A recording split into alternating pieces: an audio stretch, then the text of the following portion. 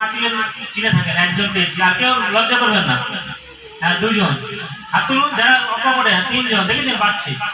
ভগবান রামচন্দ্রকে চিনি, ভগবান কৃষ্ণকে চিনি, তাই না? এইভাবে অনেকেই চিনি, বিষ্ণুকে চিনি, নারায়ণকে চিনি, কিন্তু বিষ্ণুদেবকে কজন চিনি? চিনি না, হাত তুলুন। দুইজন হয়েছে, তিনজন হাত তুলুন। এখন আমরা ভক্তি জীবনে এসেছি, তাই জানিও না, আবার অনেকে জানি না, আর বেশিরভাগ মানুষ জানেই না। যারা ভক্তির সঙ্গে টাচ নেই তারা ভগবান কৃষ্ণকে চেনে। তো আজকে আমরা এই নৃসিংহদেবের কথা, তার আবির্ভাব লীলা আমরা শ্রবণ করব। দয়া করে কেউ কথা বলবেন না, আজকে এমনিতে সময় কম, এরপর অভিষেক হবে, অভিষেক টাইম হয়ে গেছে,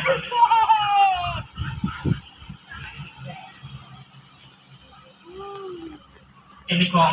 আর এই আলোচনা ব্যাখ্যাভাবে সুন্দরভাবে বলতে গেলে অনেক সময় লাগবে, তো আমি সংক্ষেপে বলার চেষ্টা করব।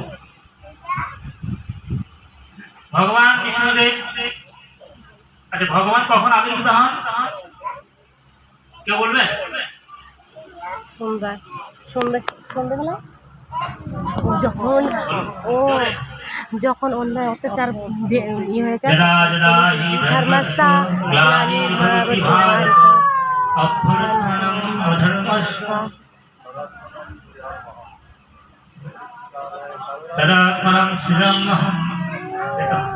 পরিত্রাণায় সাধুনাং বিনাশায় চ দুষ্কৃতাং ধর্ম সংস্থাপনায় সম্ভাবনা। অর্থাৎ পরিত্রাণায় সাধুনাং, অর্থাৎ ভক্তদের উপর যখন আঘাত নেমে আসে, অত্যাচার হয়, তখনই ভগবান বিশেষ করে আবির্ভূত হয়, তাই তো? আমরা এর আগে যত ভগবান এসেছেন কি তার ভক্তকে রক্ষা করার জন্য বিশেষ করে ভগবান আসেন। তো আমরা দেখেছি এখানে সত্যযুগের কাহিনী। হিরণ্যকশিপু এবং হিরণ্যাক্ষ দুই ভাই ছিলেন, তাদের পূর্বজন্মের অনেক কাহিনী আছে, আমি এদিক থেকে বলছি। তারা এত বড় অসুর ছিলেন, বর ছিলেন, তাদেরকে পরাজয় করার মতো কি কারো ক্ষমতা ছিল না, সাধ্য ছিল না, কারণ ব্রহ্মার কাছে তিনি বর প্রাপ্ত হয়েছিলেন। কারণ অসুরেরা তপস্যা করতে খুব পটু, এবং তারা কার কাছে তপস্যা করে? নয়তো ব্রহ্মা, নয়তো শিব, দুজনের কাছে। শিব হচ্ছে আশুতোষ, অল্পতে সন্তুষ্ট, আর ব্রহ্মা হচ্ছে কিছু মৃত্যু তপস্যা করলে দিয়ে দেয়, না জেনে না বুঝে দিয়ে দেয়। তাই হিরণ্য এবং হিরণ্যকশিপু দুই ভাই। এই হিরণ্যকশিপুর দাদা বা ভাই ছিলেন হিরণ্যাক্ষ। তিনি কি করেছিলেন?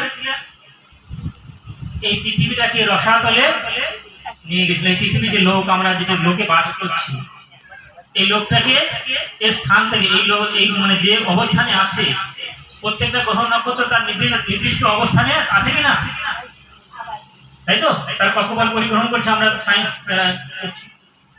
তো এই হিরণ্যাক্ষ তিনি কি করেছিলেন? আমাদের পৃথিবীটাকে রসাতলে নিয়ে গেছিলেন। তখন ভগবান বরাহ রূপে আবির্ভূত হয়ে এই হিরণ্যাক্ষকে কি করেছিলেন? বধ করেছিলেন। তখন এই হিরণ্যাক্ষ ভাই ছিলেন হিরণ্যকশিপু।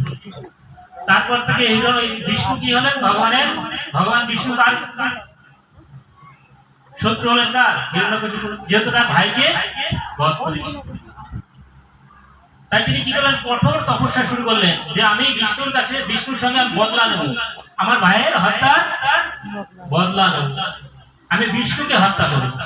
দেখুন, ভাবুন, আসরিক মনোবৃত্তি হলে কিরকম হয়, তাই না? যাদের মধ্যে আসরিক প্রবৃত্তি আছে তারা ভগবানকে মানে না, তারা ভগবানের সঙ্গে টক্কর থাকে। কিসের ভগবান? আমি ভগবান, এরকম একটা ভাব থাকে তাদের মধ্যে, যারা আসরিক সম্পন্ন ব্যক্তি, এই হিরণ্যকশিপুর মতো। তারা কি করতে চায়? এই জগতে ক্ষমতা, ঐশ্বর্য, এইগুলো পেতে চায়। তার জন্য তারা কি করে? কঠোর পরিশ্রম করে, তাই না? যেন তেন প্রকারে সেটা প্রাপ্তি হওয়ার চেষ্টা করে। ঠিক তদ্রূপ এই হিরণ্যকশিপু কি করলেন? ব্রহ্মা তপস্যা করলেন, দীর্ঘদিন খুব কঠোর কৃচ্ছ তপস্যা করলেন। তিনি পুরো আঙুলের পরে ভর করে, এক আঙুলের পর ভর করে তিনি দীর্ঘদিন কয়েক বছর, হাজার বছর কি করেছিলেন? তপস্যা করেছিলেন। ভাবুন, বড় বড় গর্ভের মধ্যে, বৃষ্টির মধ্যে, রোদের মধ্যে কঠোর তপস্যা। ব্রহ্মা তখন থাকতে পারলেন না, কি করলেন? চলে আসলেন। এসে দেখা যায় বর্ষ কি চায় আমরা জানি, যা পর্ব হয়। বর দিতে চাইলেন, বর কি চাইলেন? অমরত্ব। অসুরদের একটাই বর, সাধনার পরে কি চায়? অমরত্ব। আমরা দেখি মহিষাসুর কি চেয়েছে? অমরত্ব। যত যত অসুর আছে সবাই প্রথমে কি চায়? অমরত্ব। কিন্তু অমরত্ব দেওয়ার ক্ষমতা স্বয়ং ব্রহ্মারও নেই। কারণ আমরা ইতিপূর্বে জেনেছি যে একটা ক্ষুদ্র পিপীলিকা থেকে স্বয়ং ব্রহ্মা পর্যন্ত সবাই মৃত্যুলোকের অধিবাসী, সবাই মৃত্যু বরণ করে।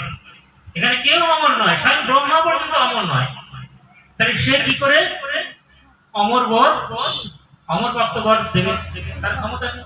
বলে আমি এই বর আমার দেওয়ার ক্ষমতা নেই, তুমি অন্য কিছু চাও। অসুর আবার কি করলেন? একটু চালাকি করলেন।